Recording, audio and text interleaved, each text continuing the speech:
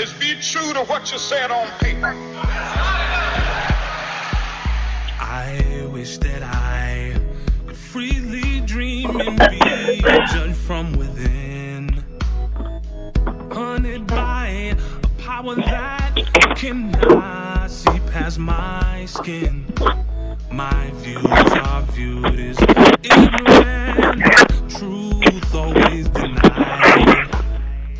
My history is shrouded in a spider web of lies. Isn't this America?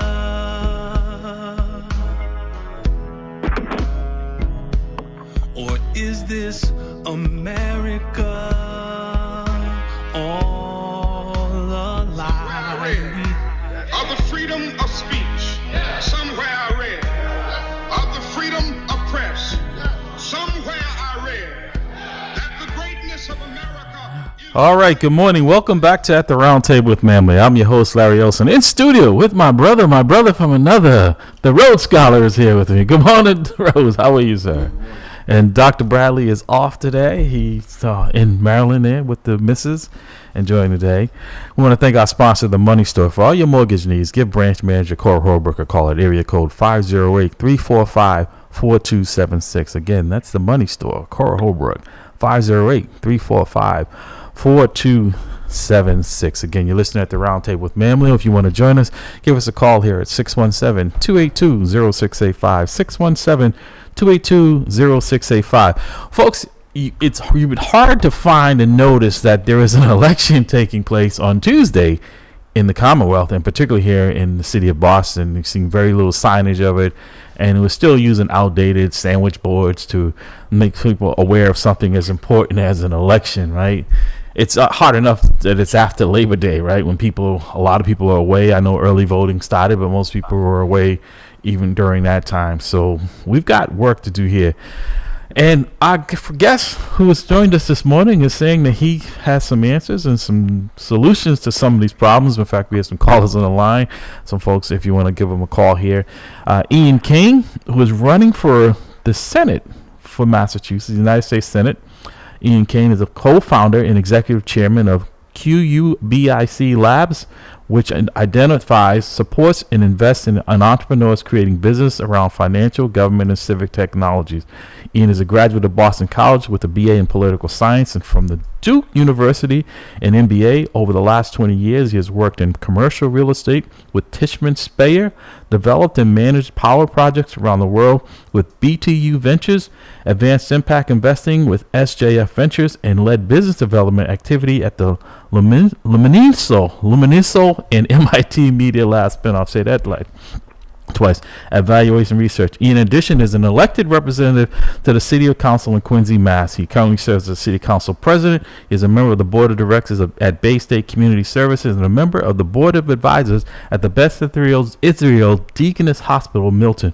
Ian is also a founder of Porch Fest Quincy. We're going to get into a little bit more of that. Ian, welcome to At the Round Table with MAMLEO. I don't think we can hear. Going to speak right in there. So, Ian, you have quite an impressive background. One would say you're doing well. Why would you want to be run for office, and particularly in a state that's pretty much Democratic and Republican?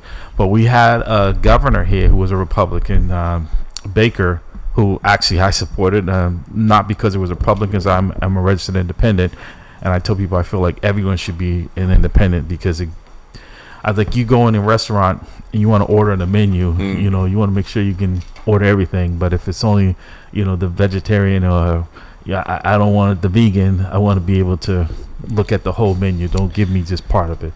So I suppose the fortunate or the unfortunate part of that is that we have a two-party system in this government. And so, you know, I understand. I've been having a lot of conversations with people on the road, and you have people that share similar sentiments where they sit comfortably in the middle. But in Massachusetts, we have a very unique situation going on where people think we're this quote-unquote blue state, okay? Except 64% of our electorate, the people who vote, are independent, unenrolled, or non-party affiliated. So either they don't want to be a Democrat, or it hasn't become fashionable to be a Republican. And we've got some issues going on here in the Commonwealth of Massachusetts. All of the majority of the legislative offices in the state are controlled by the Democrats. All the constitutional offices are controlled by Democrats. All of our federal seats are held by Democrats, and I don't think we're heading in the right direction in Massachusetts. Now, personally, I was brought up in a household where my father was historically always a Democrat, and my mother was historically a Republican. And I grew up across the street from my grandparents who were Republican leanings. And, so I was influenced to all political sort of ideals and concepts, but I, at a young age, gravitated more towards the Republican Party, which is what I first registered as in Massachusetts when I first registered to vote when I'm 18. I soon after unenrolled. I was an unenrolled voter for a long time. And then when I was first elected to the city council in Quincy in 2015, I looked at the landscape and I said, well, if I want to have a future in this business, then I probably need to be a Democrat. And I started getting to know Democrats, and I started understanding what their priorities or policies were. And I said, you know what, these people ain't for me. So, this is why I don't register as either. Yeah. Because you're right, to a lot of the things you alluded to, it really makes no sense. I'm pigeonholed and I think people take it for granted that if you're a party, you're automatically going to vote for them, regardless of whether or not they're dealing with your issues. You're locked in, right? Because in the primary, if you're an independent, you can take a ballot for either party and vote. Yes. And so that's how I feel like it gives me leverage. And people don't really fight for your vote if they feel like they already have it. I certainly agree with that, and I think that's why I decided to rejoin the Republican Party, because I think that we've lost common sense, we've lost our connection with the fundamentals of this nation. I think we've lost the ability to govern with pragmatism and with practicality and to make sound decisions. I think that oftentimes you have maybe social issues or other sort of fringe issues that carry the conversation more loudly than others, and we're not getting to the heart of the matter, which is trying to improve people's lives. Right. So that brings it. What is your? Because we want to get to some of these calls. What is your platform going in? Like you said, Massachusetts is a state. When you think Republican, most people think conservatives. The head of the ticket now, Donald Trump, is nowhere near going to win Massachusetts, right? Yeah. So when people think of Republicans, they attach to him. Like we had a governor here, Baker, who was quite popular, was reelected. Mitt Romney was the governor here, Republican. Sure. So it can be done, but a Republican can't operate in Massachusetts the same way they can in a particularly red state. Now we put these labels on red states, blue states, and not being the United States, right? And so we see people as identify, if they put a letter beside their name, we already discredit them, or you have no chance of winning in the message. What is your platform to convince people that as a Republican, a registered Republican, that you in a blue state, as they label it, that their issues would be issues that you could carry in Washington, D.C.? Sure. And that's why I think that this is also a growth project, because I think the small voting electorate of the Republican Party hasn't done a good job at building a bench, attracting people to it. And so, and one of the people that should be mentioned, I think, specifically, and I was talking about this last night with people and I've been thinking about this throughout the entire race, the last Republican to be elected to a full term to this seat that I'm currently running for was a man named Edward Brooke, who was a Republican elected in 1966. At Brooks Courthouse, yeah. Right, exactly. And he was the first popularly elected and a person of color black man to the U.S. Senate in the country. Okay, and I love that example because I couldn't imagine running as a Republican in Massachusetts in the 60s. He was the Attorney General before that. So what he had to do to achieve that. And so, what are on the minds of people in Massachusetts right now are two things: illegal immigration and the migrant issue that Massachusetts has absorbed both physical and financial constraints around, and the economy. And the economy connects to a whole bunch of things. It is the rising cost in housing, or the unavailability of affordable housing, or housing affordability crisis. It is also wages not keeping up with cost of living.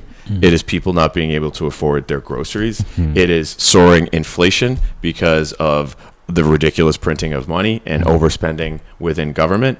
And there are conservative values around fiscal, responsibility that need to be. But this is where I have to push back a little, because I think both parties bear responsibility for the debt that we're in. Right, this is not a Democrat or Republican. This is a political problem, right? Where under Donald Trump, the national debt blew through the roof, and I think a lot of the tax cuts that he put in play really didn't benefit working middle class people, right? For instance, a lot of people who are working have mortgages, right? And the fact that allowance for taxes and for equity loans, a lot of those things that people were able to deduct on their taxes that helped them financially, those went away. And in Massachusetts, we're seeing the impact of that. So those are the type of issues that affect people here. The pocketbook, as you alluded to, right? Education, right? Housing. Absolutely. Where the recent Boston Globe article said that you need to make $217,000 to buy a home in the city of Boston, right? 20 years ago, and when I bought my first home in Boston, I was only 19 years old. I've been a real estate. I paid $50,000 for a 4-family, right? That probably today is worth several $1 million, right? Good for you. That's that generational wealth. No, that's that generational wealth that we haven't been able to break down those barriers, right? Where it's across the board. People of color, particularly in Boston, are being pushed out because it costs so much. And then the sad part is there's no safety net for them to move into Quincy or Somerville or the surrounding towns, because they had already been where they were not attainable because of the cost. What would be going to the Senate? As I was saying to someone earlier, the last time I saw Elizabeth Warren was when she was running for the Senate the first time. She came to our organization, and she spoke I was president of the association at the time, and we gave her a few minutes to speak to the audience. That was the last time I saw her. Okay. Not surprised. Right. And no. So there's no love there. I mean, for supporting the candidate. But what is it that would attract people to supporting you in this endeavor? Because lots of people are just sitting on the side. No, I get that. And the thing that I like to say is that I'm a city councilor now in Quincy. I've been there for 9 years. I'm in my 5th elected term. I'm currently the city council president.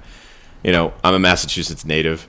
I know this area. I went to high school in Dorchester. I went to BC High. I was born in Boston. I'm not going anywhere. I have no intentions to go anywhere. And I think that the best place to learn how to represent people has been on the local level, because you understand what are the grassroots issues. So I reach out to you because I need to understand what's going on in the community, right? I need to understand what's your perspective, what's going on, how can we partner? Well, because this is about partnerships. It's a great segue. Let's bring in some of our callers, and then they can tell you what's going on. Good morning, caller. Welcome to the roundtable. You're Ian Kane, who's running for Senate in the Commonwealth of Massachusetts. What do you have to ask him? Is, are you willing to? Oh wait, one second, caller, because he's not hearing you in his. Is this plug? Can you? Oh, gotta plug it in. Yeah. Stand by, caller. All right, can you hear me now? Yes. Okay, all right, here we go. I'm on the show. We're the show. I was even listening. Okay, now okay, go ahead. Repeat your question. The first thing is you got to make sure that the representative can hear you. Well, he was hearing me. I guess he wasn't plugged in. He was plugged in. Wow, now I feel like I'm on radio. All right, go ahead. All right, caller, what was your question? Yeah, my first question is, will he do anything to fight or try to put anything on the ballot for 2-term limit situations for any politician? Because the United States president can only do 2 terms. Why can't any other local official can do 2 terms? And also, how much cooperation will he be getting from his other colleagues? Great question. So the first is I'm fine with a term limit. People, I think there's 2 sides to this. I think people like to hear someone say I'm for term limits, which I am saying, and I do agree with. But I think I'd be hard pressed to see that actually pass in Congress. So that's just the reality of the situation. But I do think there could be an interesting way to structure governance where maybe there's a sort of a rolling opportunity where people do a term or two, and then Well, if we don't even have a term, how about an age limit? yeah, right, Right, because at least something would catch up with them, right? And that's part of this thing. This is, hey, 42-year-old guy here. It's time to usher in the next generation of leadership. All the people top of the ticket on down, including Elizabeth Warren, are seasoned individuals, and it's time to give some young people a shot here. But second question is, I think you asked if support of the colleagues. That's about cooperation, no? Yeah, so, my calculation for getting in this race from the beginning is if there's an opportunity to get popular Republican support, I support tech founders and the blockchain and digital asset space, and there's a ton of political action funds on that side that come into the calculation if we're fortunate to get through the primary. Now, I've got a primary on Tuesday, September 3rd, and it's a competitive primary with two other people that are trying to get the nomination on the Republican side.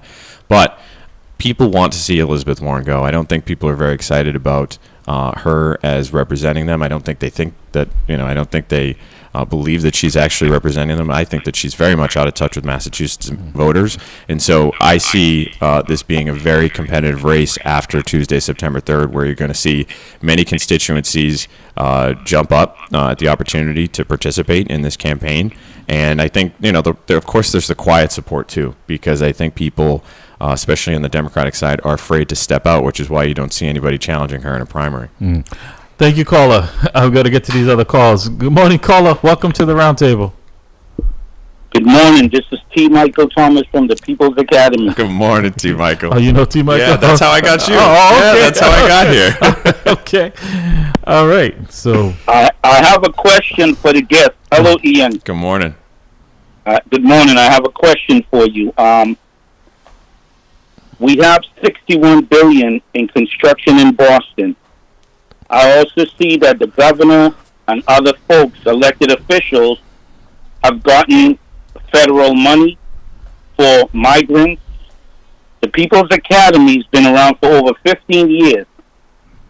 We've steadfast in building a trade school that individuals in Boston could be self-sufficient in a billion-dollar industry.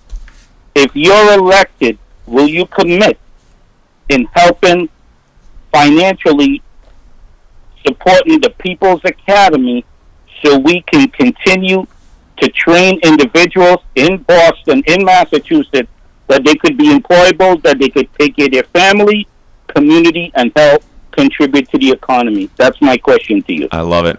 Without question. So T. Michael and I connected through a mutual friend in Quincy, a colleague of mine in the city.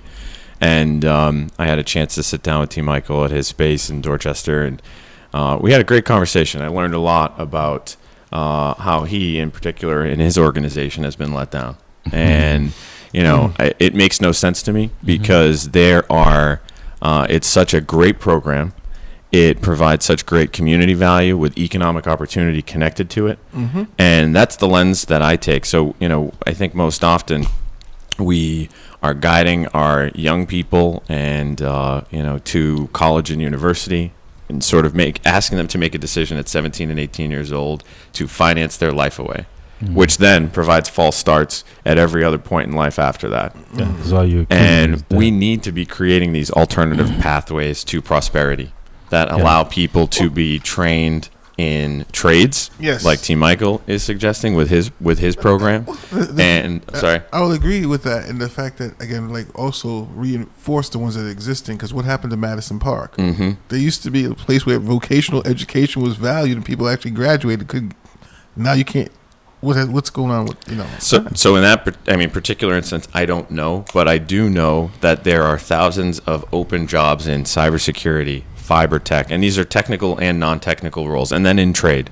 And so if and I know that Elizabeth Warren protects the interest of the college university apparatus in the country, and there are federal dollars that are prevented from actually going to these short-term training programs that can open up these pathways for young people. Thank you, T. Appreciate you. Great show, and I will be listening. All right. Thank you. So to that point, this is another, this is the MAMLEO broadcast. We buy time on this station. Pastor Wall is the founder of this. We've been trying to get funding so that we have a voice in the city of Boston. It's like a desert for this type of information, this type of conversation on a daily basis, right? And there's plenty of money. It's not a funding problem. It's just in a way to silence us from him. So we go in our pocket to spend it because we feel it's important to get this information out. If you're elected senator, just like with T. Michael, there are a lot of issues, housing, but we don't have a voice here that can be funded because it is expensive to operate radio, right? But there is nothing here that's available. We see them funding PBS. I was just going to say, but you've got quote unquote public radio, right? But no access to that? Not for this community. This is what I'm saying. And this is why folks like myself are not interested in a party, but the individual, is that what that individual can do. So hopefully if we can have another conversation, that's something that can be looked into, because we haven't heard from them. These folks reach out. We'll get back to you. If the phone doesn't ring, it's them calling, right? So that's well, I just want to stress, I'm a person, I'm a worker, so I always try to figure out how to collaborate so that we can figure out what are the mutually beneficial ends that we can achieve together. So that's how I work. That's why I come to the table. This isn't just me standing on a corner waving a flag saying vote for me. This is how can we work collaboratively to achieve what we need to make those outcomes successful. All right. Caller, good morning. Welcome to the roundtable. Our guest, Ian Kane. Caller, you there? Oh, okay. You listen to At the Roundtable with them, and their calling number here is 617-282-0685. 617-282-0685. So, big thing that you talked about, that not everyone is wants to go to college, or you said it's out of reach even if they want to. It's not affordable, right? You are looking at your resume. It's very impressive, some of the schools that you attended. The Republican nominee for the presidency, Donald Trump, says if he's reelected, one of the departments he will get rid of is the Department of Education.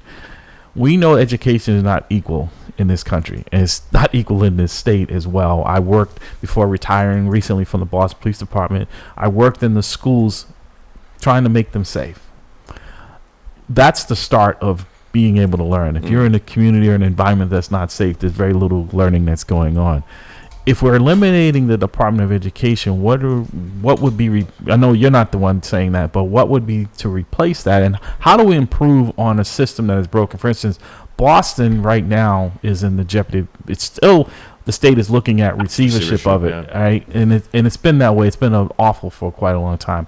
How do we get out of this mess with our kids? So I think there's two sides to this, because the Department of Education, I think it has about $800 billion of funds that go through that on a budgetary annual basis. And, do you know where the Department of Education comes into local education? I do not. Oh, I don't either. But I do know that local education is supported by tax revenues from any city or town, right? And so, of course, some cities or towns have better systems. Quincy, we've been very fortunate. I mean, a third of our budget of $425 million goes to our city's education That's the system. budget for the city? So $425 million is the city budget for the city, okay, and a third of that goes to education. I say that because in Boston, the budget just for the schools is almost $1.4 billion. Right. Different and you scale. Guys, I absolutely, but just saying is that it seems to be more efficient and there's more learning going in Quincy than here where we have more money. So this clearly is not a money problem. I want to jump to some of these calls. I want people to hear from you what their things is. So I have some of these questions we can talk about. Good morning, caller. Welcome to the roundtable. Good morning. Good morning. So I have just like a really simple question for your guest. Sure. What is your stance on the three biggies when it comes to America: borders, language, and culture? So borders, I mean, as I started saying earlier, the number one issue on the minds of voters in Massachusetts is illegal immigration and the migrant issue. And I put out a policy plan that you could find on my website, which is CAINFORUS, CAINFORUS.com, that highlights a policy piece. I'm the only candidate, Republican candidate for this seat that has put out a policy piece, and it starts with closing the border. We've got a safety and security issue, and we also conceptually we're not minding the store. We're not treating ourselves as America as a country. And, at this point, we need to make sure that we're putting policy in place to ensure that Massachusetts doesn't continue to go through the situation that it currently is, where the shelter system is now overrun and it's leaving some of our most vulnerable residents and citizens of the United States behind. and we're turning these migrants who are coming here for, shelter or quote unquote asylum into the next generation of homeless. And now the money that could be used for other things to improve lives of residents in Massachusetts, providing more state and local aid, is now going to solve another problem. So you can't continue to solve more problems with the same amount of money. And there's a whole host of other things that we've put out about that. Yeah. So to that point, because, Rhodes is a Haitian American, his family is impacted most by what's going on. And I'd like to hear his response, or if he has any, because I think, for me, I don't have family who are going through that. If they're in the United States and they can come from one state to another, and they're fleeing some states because we're getting back to where I feel like, almost like the Civil War, right? Where we have certain states you have rights, certain states you don't. You can't read books in this state. If you're a woman, you don't have certain rights. If you're a person of color, you don't have rights as well. What do you say to someone like Rhodes, whose family is being impacted? Like, a lot of his family members are still in Haiti, and when people talk about immigration, most of the time, let's be honest, it's usually not people coming from Ireland or from European countries. It's people who are coming from countries of communities, people of color. This seems to be the ones that we want to stop coming to this country. This country has a history of slavery. When they were able to bring us here for free, as many boats they could get here, now that there's a cost associated with it, all of a sudden the welcome sign is not there. How do we balance? And I get that you can't have everybody coming here flooding in, but what do you tell someone like Rhodes and his family who are fleeing some really terrible situations in their country, really just want to survive? As a senator, what do you tell them? Well, Rhodes, tell me your perspective first. Well, my perspective is in regards to what's going on as far as the immigration issue. I feel like it stems from America's foreign policies. The fact that they put in governments that oppress the people over there, and then they support that. And of course, the people, if they're being oppressed there, they're going to look at America as the beacon of hope and come here. So it's let's go visit the oppressors that ruined us. Yeah. Okay, it's on two folds. So, but my family here, a lot of them, they got here, they came here legally. Okay, so they did the paperwork. They had to come in, and they came here legally. And I understand that the situation's gotten that dire where people cannot, hey, I can't wait anymore. My life is being threatened. I can't eat. My child is being threatened. So I'm just gonna go out and come out here.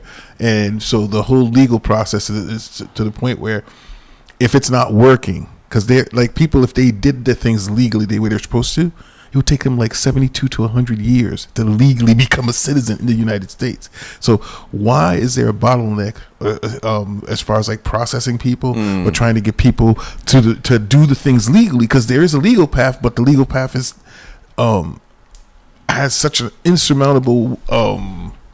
Literal, physical, and for them to actually do it. So they're just kind of like, well, if I'm here physically, at least I'm here physically. You know what I mean? Right. Like it's like and then like in Haiti, it's crazy. People will spend days waiting in line to put the application in, and the application is not free. These people paid money to actually get the application, to get the immigration status going, and they can get declined. And again, they'll come back and work, get more money, and the U.S. government just keeps taking the money and going like, decline. Like, so there is an issue there where the people are trying to do it legally, but people that came in from Ukraine don't seem to have any issues getting in here legally. You know? So, I mean, it sounds like a resource problem, right? And that's what my interpretation of this situation at the southern border that's now connected to Massachusetts has been, is that, and I always use this example, we have beefed up the IRS, okay, with 80,000. This is something that Elizabeth Warren supported. We've beefed up the IRS with 80,000 new employees over there, so that you can, look under the hood at people who make under 200,000, right? Yeah. And who are being paid through Venmo, and they're trying to crack down on that. However, we've got the bigger problem, which is the billionaires. And that's a whole nother that's another area. But the or legal immigrants who are trying to come through in the backlog of adjudicated cases that are at least that I know is out to 2032 right now.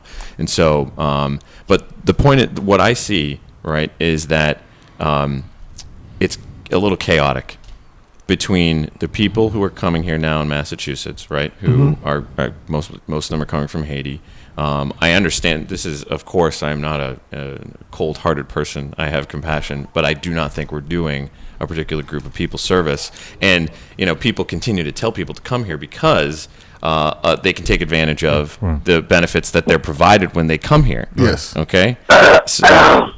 Yeah. No. But that's a problem. So it's taxing our system even more, and it just keeps falling on the next group to handle it. So the government has spent, the state government is expending too much. There's no room for people to take care of them, and now you have people who say, "Well, I feel the need to do." But the funny thing is, okay, a lot of the people that have come here, and then they're so quote unquote. It's supposed to be a burden to society. They're working. They're getting the paperwork that they can get to actually do whatever they can to support that's themselves. separate from the issue that we've got with the overburdened shelter system and the people who are sleeping on the streets. Yeah. That's very separate. Yeah. Let's grab this other call. We've got to get you back. Good morning, caller. Welcome to the roundtable. Good morning. It's Jamal again. Peace. Good morning, brother Jamal. All right. You got a question? So, I want to talk about the black stuff. As you know, a lot of candidates come through, particularly our communities, and they play up, right? To the black. I'm gonna just call like the black card. We understand, your people, African American contributions to society, and it's a lot of lip service, right? But when it comes down to it, on issues that affect us, primarily issues around, like, let's say, criminal justice, some of the disparities there, some of the police reform stuff that has been there, or even reparations right now. Where do you stand on issues like that pertain specifically to the black community? Well, I'll start with I'm not here to pander. I'm not here to tell people what they want to hear. I'm here to learn. I'm here to understand. I grew up in Quincy. I'm biracial. My father's black. I'm a descendant of slaves. My mother's white. And, I certainly have had probably different black experience here in the Boston area, especially by my upbringing where I grew up and my family and all that. But, I think that there are issues in the community that I do not understand, and I will admit that. But again, that's why I'm here. This is about connecting with communities that I seek to represent and to collaborate with. So, this is why I'm sitting here. This is why I connect with T. Michael. This is why I come into this room, because I know what I don't know. Right. But to Jamal's point, and I'm not labeling you this, we've had a lot of people come in, and then if they win, they don't come back. If they lose, they don't come back. Yeah. Right. And so it questions, is there a real commitment to the problem or just getting elected? And this is not the only group that says that. That's every group that every group across the state that I say that I go see. They say, well, Elizabeth Warren has come here, or somebody has come here, and they've never come back. And my goal is to never lose connection with the ground, right? Would always be grounded and connected to the communities that I seek to serve. And but okay, I'm saying, so you're a smart guy, you're in the know. I really would love to talk to you offline about some of the stuff you do in terms of your data stuff. Yeah. But you've heard the term reparations. You're loosely familiar with it. Of course. Yeah. Right. All right. So off rip, what's your gut?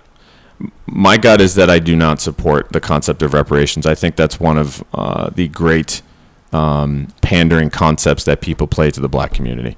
See, I think reparations in me is an education system that works for all. Right? But that's different. I'm saying I know what you're saying. That's what I'm saying. So I don't get into that mindset of a dollar amount, because that doesn't solve our problem. Yeah, I'm not. Go ahead, Jamal. I just want to put a point on it, because one of the greatest disservices that was done to the reparations movement was actually done by comedian Dave Chappelle when he put that skit out there that has now become the mindset for many people when they think about reparations. Has never been about like individuals getting a check. Right. That's foolhardy.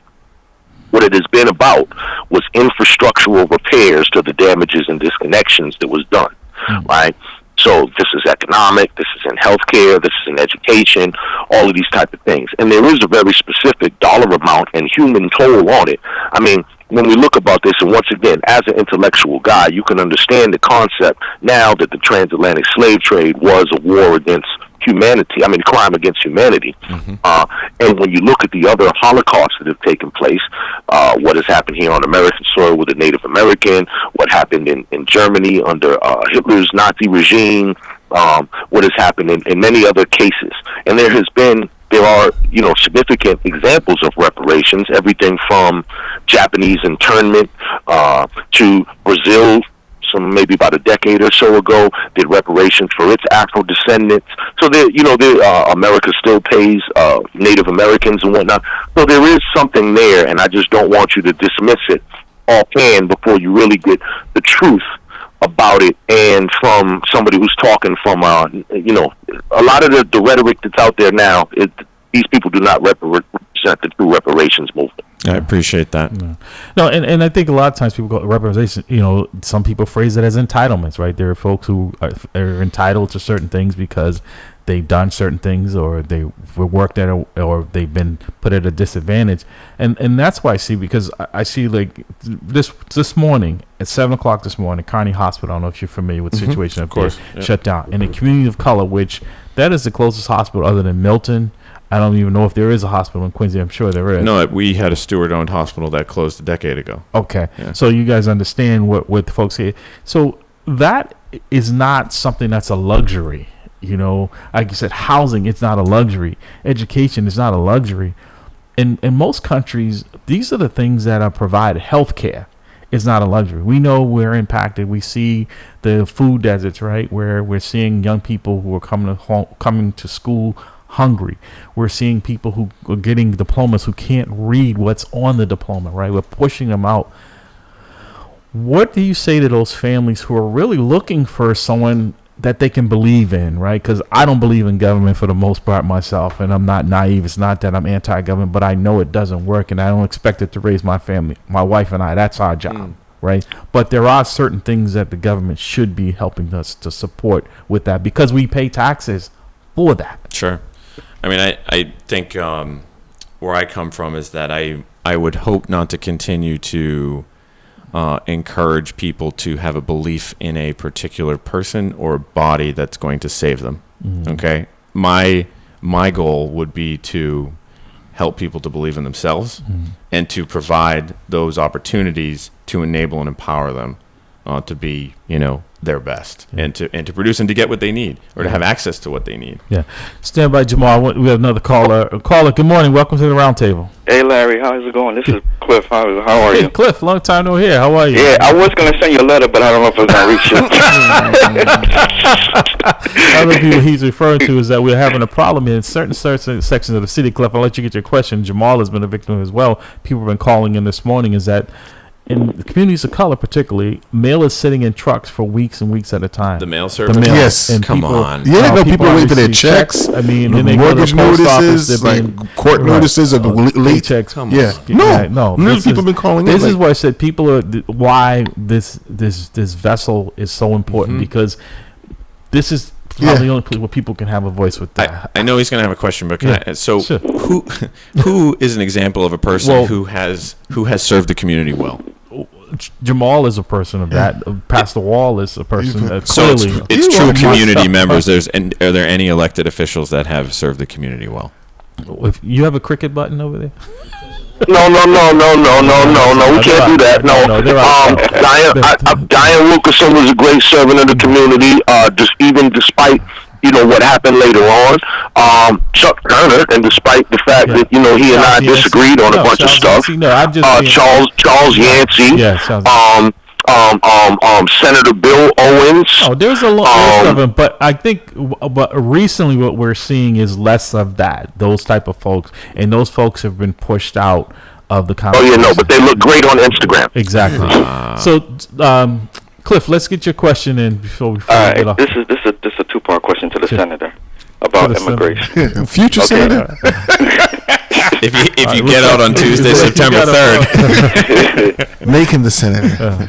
Okay, my family is from Honduras. I'm from Honduras, and the immigration thing is very hot nowadays.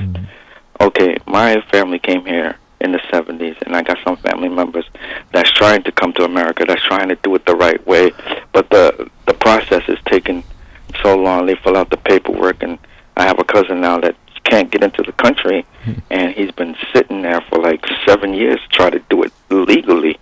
Okay, now another question is, I had cousins that were in America, but they wasn't born here. It was, and things like that, but they, was incarcerated, and they went back to Honduras where they know nothing about that. Now, the deportation, what's the issue?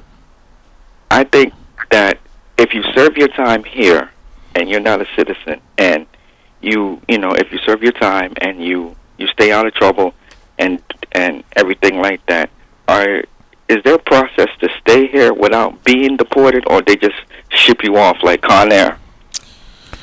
I don't have an answer for well, you. I can tell you a little bit about that, Cliff. If you've been arrested and they tell you at the time, if you take a plea or you're convicted, that if you are convicted or you can be deported. So that's part of that's in the law. Got it. Okay. So that's part of, everyone gets that, whether you're a citizen or not. They make you aware of that if you had any issues. If you're not a citizen, that you can be deported. That's saying if you're here, you have to be on your best behavior. Got it. So there is a cost for that. Okay. So if you cross that line, Cliff, stand by. I want to bring this other caller in. All right. Phones are off the hook this morning. Good morning, caller. Welcome to the roundtable. Good morning. Good morning. You had a comment, a question? I wanted to ask a question concerning the bipartisan infrastructure law that was passed with the federal government, and $61 billion was supposed to come to on the border bill, in which Boston. Yes, hello. On the border bill you're referring to, ma'am, which for political reasons it was killed. Even the border patrol all endorsed that bill. Is that what you're referring to? No, I'm not. I'm Okay. referring to the infrastructure in terms of building money, construction jobs that was announced by the former, when Mayor Walsh was the labor secretary at the NAACP convention last year. He announced that $61 billion was coming and you're asking, to Boston. So your question is, where did it go? I don't think Ian is probably in the best position to answer that, because that would be something that probably should be directed to one our legislators, our Congress people, our senators that are in Washington, D.C., because they had to have something to do with either passing it or denying it. So if you want to take a shot at it, go ahead. I'm now taking notes because there are a lot of things that go through these omnibus bills that claim they're coming our way, and nobody or different communities don't see them. I know that there's a policy piece that Elizabeth Warren has put out that says that she's brought back $50 billion over the past 12 years. And, the return on that, if we're taxpaying Americans, is about 0.0003%, which is pretty absurd. And you can't direct it to anything in particular. I think that there's even poor examples of the transportation department trying to build this new electric car infrastructure, and they only put together 7 stations when there was billions of dollars allocated. So I can't account for that money, but I will certainly look into where it's gone and why it hasn't. Right, and to that point, I would say, you want to give your information out to the caller, they can contact you if they want to follow up with you on this. Sure, yeah. You can certainly go through my website. It's Cain4Us, CAINFORUS.com, and I think I've got a general info at Cain4Us.com that can get to me. Thank you, caller. All right, thank you. Go ahead. Larry, can I add this into? Sure. Because, Sister brought up a good point with the infrastructure bill. I think that's what she was referring to, which, as I remember, was supposed to help build up highways, bridges, and all this type of thing, right? And speaking of bridges, Mr. Quincy, how do you feel about the Long Island Bridge? Being built up, and where do you stand on that? Because you're a current city councilor, right? I am a current city councilor, and the Quincy. Yeah. Tell us about the bridge over troubled waters. He said he's going to mail you his response.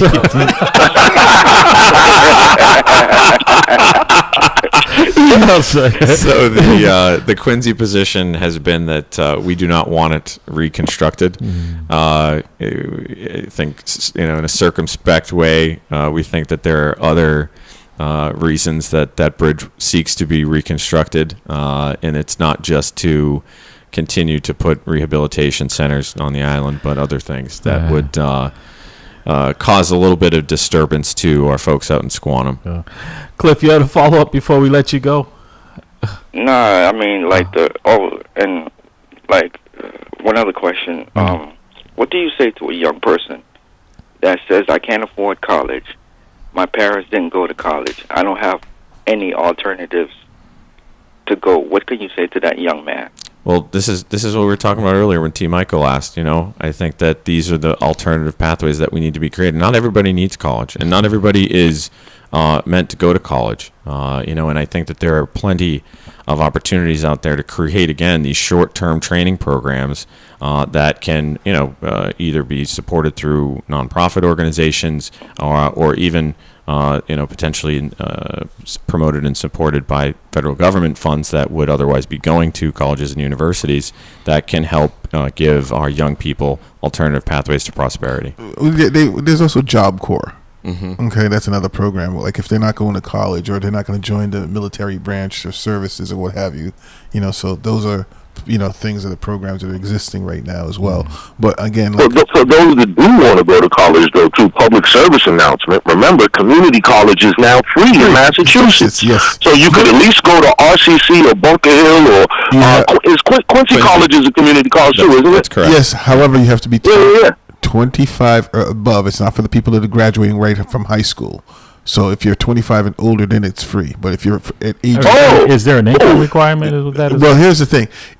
I know for a fact that if in the Boston public school system, if you maintain a B average throughout your scholastic career, community college is free. Right. Okay. Right. So it's okay though, because most of the kids graduate from BPS at 25 anyway.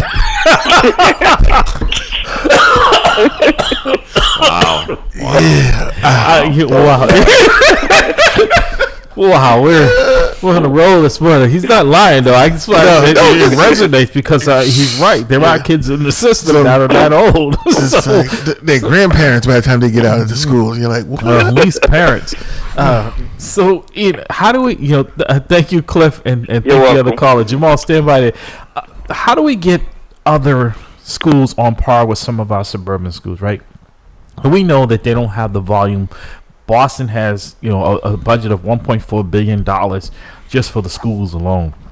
And we, you said in the city of Quincy, the budget for the whole city is $425 million. I know Quincy probably has one high school. We have two. Yeah. Okay. Boston has multiple, and only our exam schools here should be the norm, not the exception. Right. This is why I say when you're talking about education on a broad scale, because that is the infrastructure for success, right? I'm not saying everyone's going to college, but everyone has to go to school, right? And in most places, you can't sign out until you're at least 16 years old. And around the world, we're probably one of the few countries, a modern country, where education is devalued in the way that it is, but we continue to throw money at it as if money is the problem. Do you have any solutions or recommendations if you were elected senator? Because there's such a dysfunction. Yeah, and there's a lot of variables, and the things that I was just thinking about on the outset of the question is, education is another partnership, right? And it's to support the student, right? It's supposed to support the student, but you've got political noises that sit around that disrupt the support of the student. Which I don't know your perspectives on teachers unions or how they either operate or whether you think that they're the best stewards of support for students.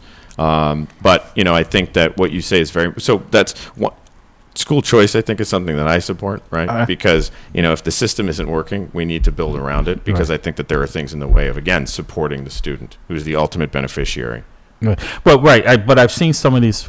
I agree with choice, right? I don't have a problem with that, but I think in some of these where I'm seeing with concerns, because like in this Project 2025, it's not a choice; it's an indoctrination, right? Where you have to believe in a religion or and that, I'm still of the mindset. if I believe in God or if I don't believe in God, that's my choice. Of course. And the conservative Republicans used to be a party of choice, and now they seem to be a party, in my opinion, of authoritarians and taking away people's rights.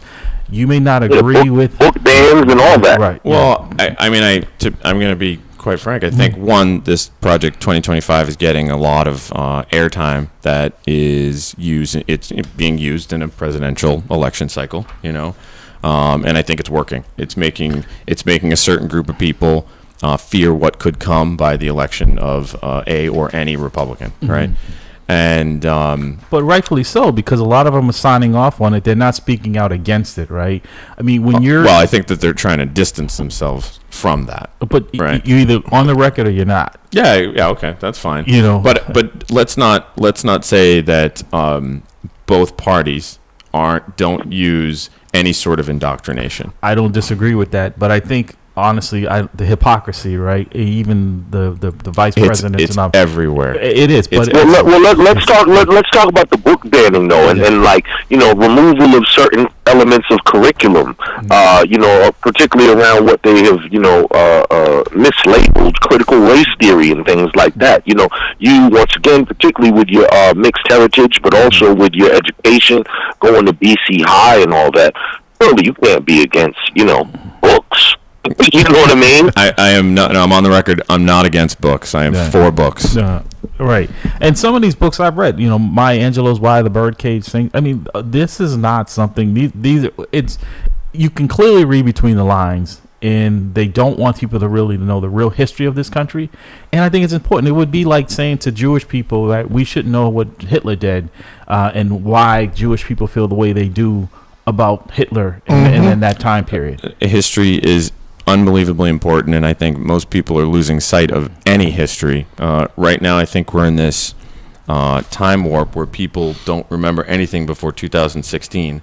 Right. Well, that's the thing. Again, the whole saying, we study history not to repeat it, but to learn from it. And if we're not able to actually see the history, how are we going to be able to learn from it? Right. So we're doomed to repeat the mistakes again and again. Thank you, Jamal. Thank you. Appreciate it. Thank the other caller there. It's because Ian, we want to be fair because we have a couple of minutes. We want to give you an opportunity to make. Peace, y'all. Have a great day. Thanks. Make your pitch as to why people should elect you as the next senator for Massachusetts to replace Elizabeth Warren. Absolutely. Well, first of all, thank you for having me. This has been a thoroughly engaging discussion, and I look forward to continuing it.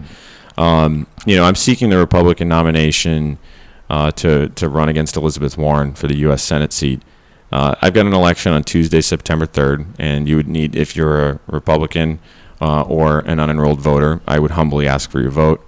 I'm a Massachusetts native. I'm a local guy. I grew up down the street. I know the state. I know the cities and towns, and look forward to getting to know them more. I think through this conversation, I have come to understand that there's still a lot that I don't know, and it's unfortunate that people come through here and just sort of pay lip service and say hello and ask for votes, and you don't see them again. But yeah, I mean, all I can do is say that I won't do that, and you have no reason to believe me. But I'm making that promise to you because I'm a person that makes partnerships, makes relationships, because that's the only way you can get things done. In Quincy, I'm a demonstrated community builder. I have great relationships. I have a track record for making improvements to our community and finding ways to bring us together. As opposed to keep us separated, which is what a lot of people in some of these seats are doing through their own political rhetoric and divisiveness. So, I appreciate your consideration on Tuesday, September 3rd for vote for me, for Ian Kane. And I look forward to coming back again and talking to you and for you to tell me where to go. Well, that's why we wanted you to hear from the callers. Right. But because it's statewide, right? So you're on the ballot throughout the whole state. That's correct. So then as people understand it, because sometimes they think that they can't vote for the Senate one but the two senators. Yeah, this is a federal seat for U.S. Senate, which is a statewide office. Okay, and I always tell people, just I don't give political advice much. I tell people when you're running against, always what you're running for, right? It's more important to people than who you're running against, because a lot of people have already decided whatnot, but giving them something other than what's there, right? A better choice. As like I said, that's why I used to be a Democrat. I'm an independent because I supported Charlie Baker because I thought he was the right person. And he proved me right because of the work and the relationships that were built from that. That's great. And that's how I see people. I don't see the party. Well, I look forward to proving you right too. Absolutely. If not, we'll hold you accountable. All right. And again, quickly before your contact information for folks. Sure. CainForUs.com. CAINFORUS.com. All right, folks. Election September 3rd, Tuesday. Come out and vote. You've been listening at the Roundtable with MAMLEO. We'll see you next week. God willing. I'll release songs for days, they don't want it. Eat any MC in the game. It ain't a challenge if your music reflects who you are, then you's a coward. I can see through the lies you ain't living what you spitting. If your money's so long, why your dog's in prison? Why your baby mom's stripping? Why your mom's still living in that same broken home that you used to sell piffin'? You ain't gotta lie to me to sell me a track. You ain't gotta rock fake jewels or walk around strap. I respect artists getting money, but love them for spitting crack. And the fact that one track can move a family out the trap. It's a dream for us lost souls brought up in the mix. I'm motivated by the artists coming out in my midst. And the artists that paved the way when I didn't exist. Music's a skyscraper, I'm just trying to add a couple bricks. This is for the dreamers. They say I am a dreamer. Cause I still believe that anything is possible as long as you work hard. Hustle real hard, hustle real hard. Hustle real hard, hustle so if I never see ya, never get the chance to meet ya, no, I came up from the bottom, always rooting for